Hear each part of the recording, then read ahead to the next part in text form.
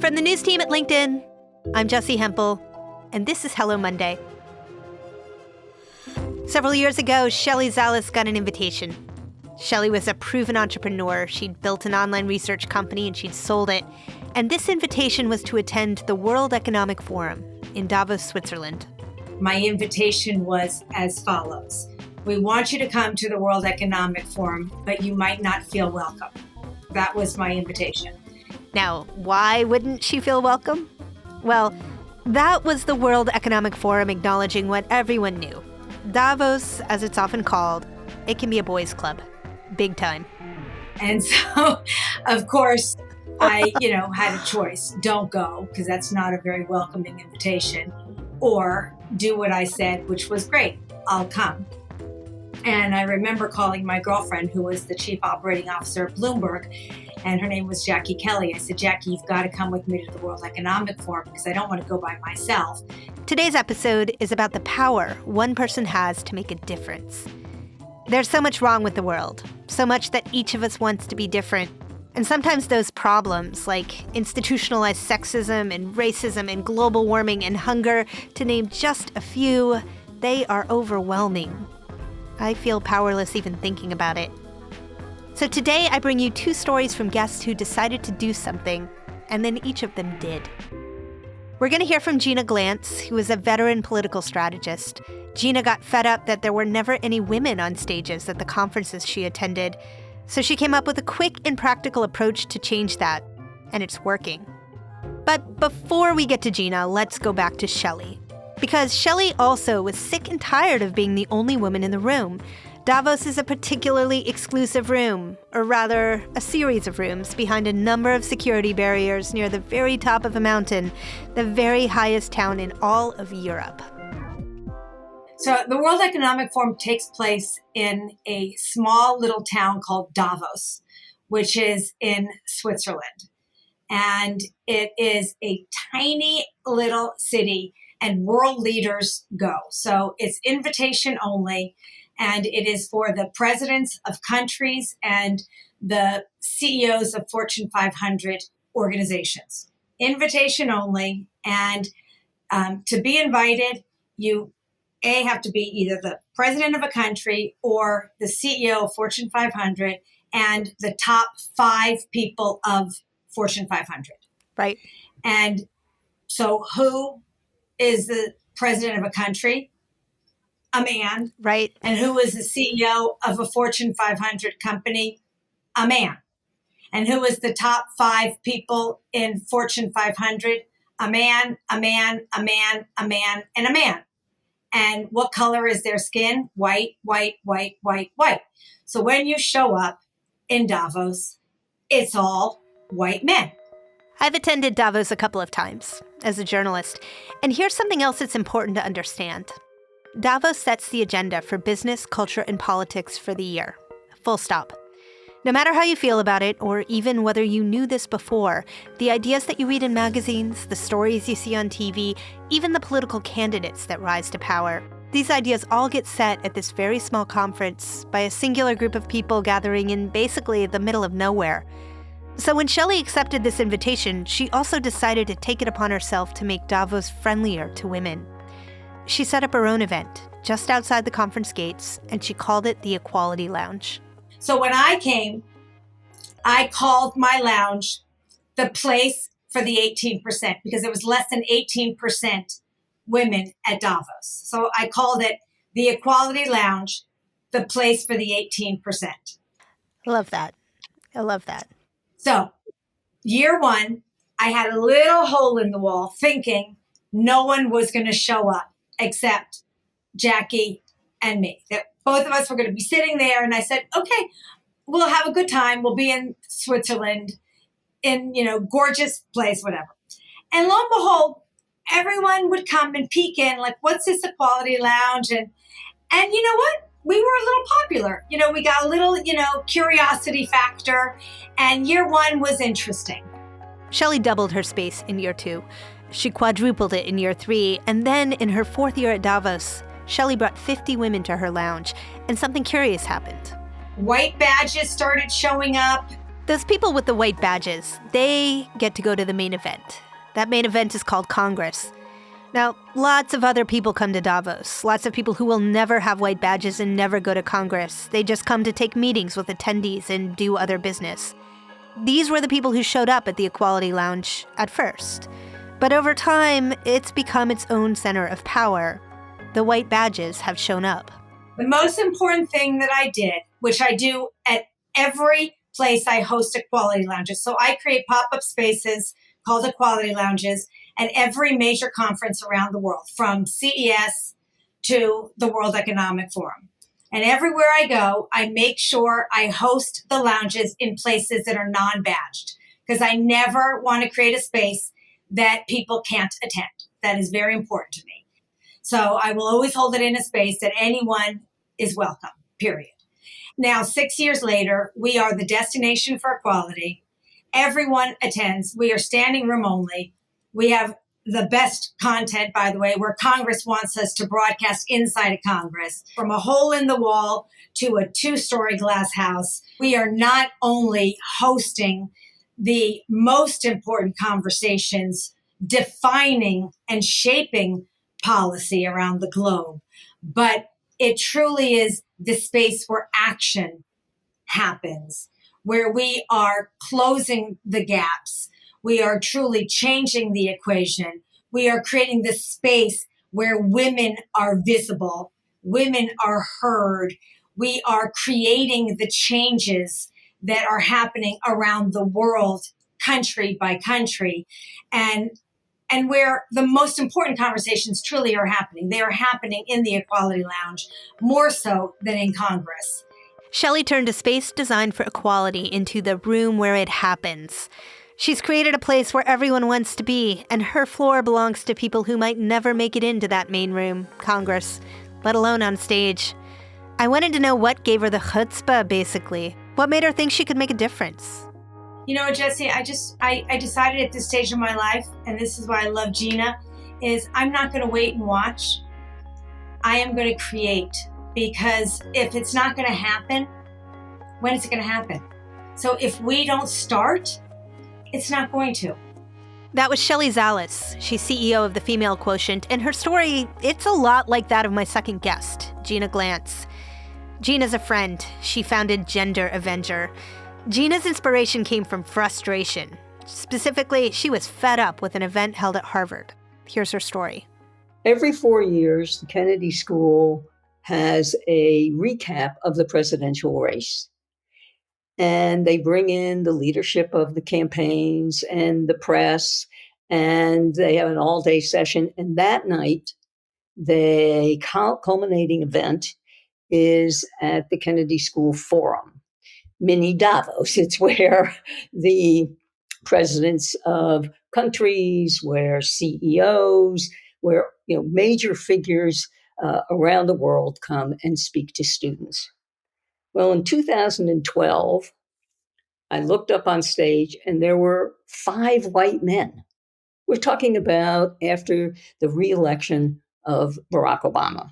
Well, this sent me around the bend.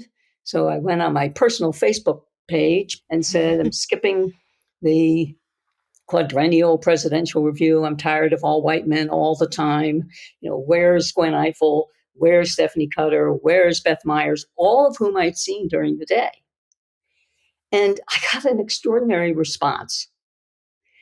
Loads of likes, many comments. Well, that night, there was a blackout, and they had to cancel.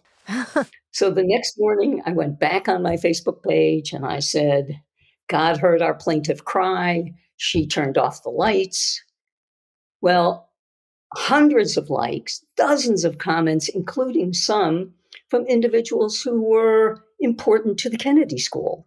Hillary Clinton's chief of staff, a variety of people. So I received an email rebuking me, saying, how could I do this? And I wrote back and said, it was easy. There were 5 white men on stage. I began to talk about it with young women whom I knew, and, was this just politics? And what I discovered was it was commonplace. And the young women who I talked to, or women of all ages, said the same thing. If we speak up, we are dismissed, we are disparaged, and we're not invited back to whatever the event is that we have complained about. And so, this really began not only to annoy me, but make me more aware as I looked at, back in those days, ads for conferences. I remember one for the Wall Street Journal, 17 men and not one woman to be featured on its first Wall Street Journal, techno conference. Then, I received an anthology about politics, 21 authors, 20 men.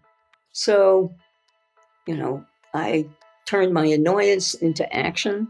I've known Gina's story for a long time, and every time I hear it, I'm stunned. Public stages being monopolized by white male voices has been a problem for as long as there have been public stages. I wanted to understand what made Gina think that at this stage of the game, something new could be done about it. In part, it was because I was post-ambition. I didn't care who I would offend by going after the individuals who had some influence over my future, potentially. And so being able to find a platform to call out the lack of women on stages at major events or, on lists was easy because I was no longer taking any risk, in my view, by doing it. I love the idea of being post-ambition. Gina had achieved a ton by this point, so if she pissed off the wrong people, it wouldn't really harm her. And that made her powerful in a way that she thought we'd lost sight of. I lived through the 100,000 people signing petitions and all those things to make change. And I had a sense that we lost the understanding of what an individual could do. And if I could create both awareness and tools for individuals to use to provoke a response, and that it was backed by a community with aligned values that was perceived to be powerful, so that if someone sent a tweet and it had the Gender Avenger hashtag and made a point about a conference, that there would be a sense by the conference organizers that maybe they should pay attention. And once that attention was paid, and that individual who started it saw that they could have an impact, it just gave them a sense of accomplishment, which I thought was really important. Not only was it important, it worked so well. Gina managed to get giant tech conferences to confront and reformat the shamefully unbalanced slate of speakers they were offering. She has this great story about how she did this at a huge annual tech conference in Las Vegas called the Consumer Electronics Show, or CES. Here, I'll let her tell it. It was back in 2018 when CES had 6 men as their keynote speakers. And just as Gender Avenger had done for over 2 years, we sent out our blast and said, CES has no women on the main stage. And the response came not only from our fairly small community, but it came from CMOs, from major organizations, from Twitter, from JP Morgan, from all sorts of places that CES was interested in. And so it began on Twitter, where I think actually the CMO from JP Morgan wrote and said, "I'm sitting here with my napkin writing down the names of 6 women who could have been on stage." And at that time, it garnered some press, and Fast Company started writing about it. And I wrote an op-ed about the importance of women on stage, well beyond CES. But what it means to the perception of power. That is how we often measure power in this country, is a public presence. And that meant presence on stage. The wonderful part about this story, as you know, Jessi, is that a year later, they were awarded a gold stamp of approval from Gender Avenger. They had reset their main stage speakers to include women and women of color. And it began with just not 1,000 tweets, It began with maybe 50. We're going to take a quick break here. When we come back, we'll hear how these two individual women joined forces to make an even bigger impact. And we're back. My guests today are Shelley Zalis and Gina Glantz. Shelley and Gina are both very focused on the importance of presence for women and people of color. I was curious about why getting these voices on stage and in public specifically felt so important. Here's Gina to start us off. When you are on stage, you are perceived as powerful. So if you look up at a stage and it's all men, that's where the power lies. Equality comes from being an equal in the eyes of the beholder, and stages are a place, most often, whether it's at Davos or it's at CES or it's at the Wall Street Journal conference, where people make those assessments. It's also how you feel as an individual when you're on stage. You recognize that you have the qualities that make you a leader because you're on stage speaking to an audience that's listening to you because of your presence. It's making the invisible visible. And visibility, obviously leads to notability. Notability leads to power, and power then leads to leadership. And, all of these things. It's funny because when you look at CES, because of Gina's, whole concept of Gender Avenger and calling out, it's not that these conferences are trying to not have women on stages. It's just making people aware. It's just making people aware. And so once we're making people aware, then they have the choice of activating change. And so once we made CES aware, you know what they did? They called us. And that's how we got together. And now we are CES's equality experts. We have 8,500 topic experts that, by the way, happen to be women across technology. We were able to fill the gap, and they understood that. Well, what I love about what you just said there was this idea that awareness is so critical. And it is very easy, it's too easy, to point fingers, to say, they're bad. The problem is them and they're bad. But the thing about institutionalized sexism is it exists within all of us, and it is something that we are all working to raise awareness around. And when we make the mistake of othering someone, pointing them out and pointing to them as bad, really what that allows us to do is step back and feel momentarily good about ourselves, but it does nothing to solve any problem. And both of your organizations really go into this with a collaborative problem-solving mindset. Let's use awareness to drive change. This collective commitment to raising awareness, that's the reason that Gina and Shelley are both with me for this episode. This past year, they joined forces, combining their efforts in service to greater change. They discovered their missions were very much aligned, centered around action. It's a way of making their tools more powerful. Tools like Gender Avenger Tally. Now, this is one of my favorite. It's so darn simple. And like everything else these women produce, it's designed to raise awareness. It's an app that lets you track when people are speaking and share that information. What the tally does is, as you said, it puts in the hands of the individual the opportunity to demonstrate concern over what they are seeing or reading. And it's on all platforms. It's really simple to use. It has two features. One is called Who's Present, which means you can look up at a stage and you can put in the number of men, the number of women, the number of women of color, the number of non-binary individuals, and the hashtag, if there is one, for what you're looking at, and the name of the event. And you can put in a photo, or it will generate a pie chart. And that pie chart will show the balance. And if, in fact, there are 50% women, and of the whole group, there are a minimum 15% women of color, then it pops up and says, the present and future is bright. However, if you have between 40 and 50%, and few, if any, women of color. It might say cloudy with a chance of patriarchy.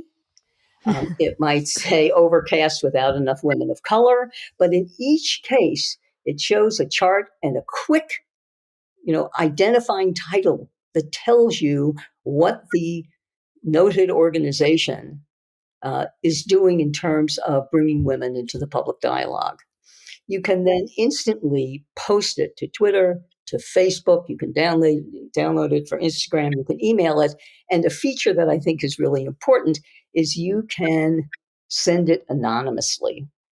So if you happen to work for the organization who you've just created a tally about, you can hit the anonymous button. It will go to someone at Gender Avenger who will make sure it's a real event, who will make sure it's a real hashtag, and then Gender Avenger will post it. And that was something we added, which I thought was really important, because it then allowed individuals who were not post-ambition to still make a statement. So you can use the who's present feature, or you can use the who's talking. So if you are in a meeting, and this can often happen, there might be pretty good gender balance, but who is dominating the conversation? Who's actually making the decisions? So you can go into the tally and you can, you hit whether a dude or not a dude is speaking, and the tally will then again create a pie chart that will show you the balance of the men who are speaking and the women who are speaking and the women of color who are speaking. Now, the unique part of this, Jessi, is an outcome we didn't expect, which is women are using this in their works or on their Zoom screens, taking the results and quietly sometimes bringing it to the attention of the leadership. And if this happened in one major foundation where someone did it, and I know that the leadership of that foundation, of course, was caught off guard because they thought of themselves as naturally, concerned about and worry about and acted on gender equality. And they took it upon themselves to look at their meetings, the structure of their meetings, how they could change it. So one can actually help move the culture of an organization because you have data to show what happened in real time. That was Gina Glantz and Shelley Zalis. You can visit them online at genderavenger.com and thefemalequotient.com. And I want to remind you of why I asked Shelley and Gina to come on the show. I always ask myself, what can I do? And the answer is always do something. Be better, be bold, be brave, be fearless, and try. Because if you don't, you'll never know. Look at what each of them has done. Listening to this conversation, I want to turn the question back to you. What matters to you? What change do you feel you want to see urgently? What are you doing about it? As our year wraps up, I'm taking stock personally. These days, I'm thinking about climate change. I'm thinking about social equality. I'm hoping as the holidays approach that my neighbors aren't hungry. Gina's story and Shelley's story, they're inspirations to me, as I hope they are to you. If you're a person with any resources, time, money, relationships, you can do something. It's incumbent upon you to try. This week on Office Hours, we're going to talk about it. We won't all reform big orgs like Davos, but there's something good we can do for ourselves and our communities. Come up with one thing, just one, and we'll share them when we go live from the LinkedIn news page, Wednesday at 3 p.m. Eastern. And as always, if you like the show, please rate and review us. It helps us so much. Hello Monday is a production of LinkedIn. The show is produced by Sarah Storm with help from Taisha Henry. Joe DeGiorgi mixed our show. Florencia Iriando is head of original audio and video. Dave Pond is our technical director. Michaela Greer and Victoria Taylor are committed to making change. Our music was composed just for us by the mysterious Breakmaster Cylinder. Dan Roth is the editor-in-chief of LinkedIn. I'm Jessi Hempel. We're back next Monday. Thanks for listening. It's the greatest feeling in the whole world knowing I raised such an amazing child. It's like watching him as a dad just makes me so happy. I mean, I just think about my 3-year-old, and I'm in this period where I feel like weirdly in love with him. Like it almost makes me uncomfortable how much I adore him. And the idea of like one day fast forward, being able to see him be in that role is pretty profound. No, it's honestly, it's just seeing my son with his son on his chest is the greatest joy I really cannot believe it. Wow. It's amazing. And how loving and adoring he is with this child is so beautiful. That is really wonderful.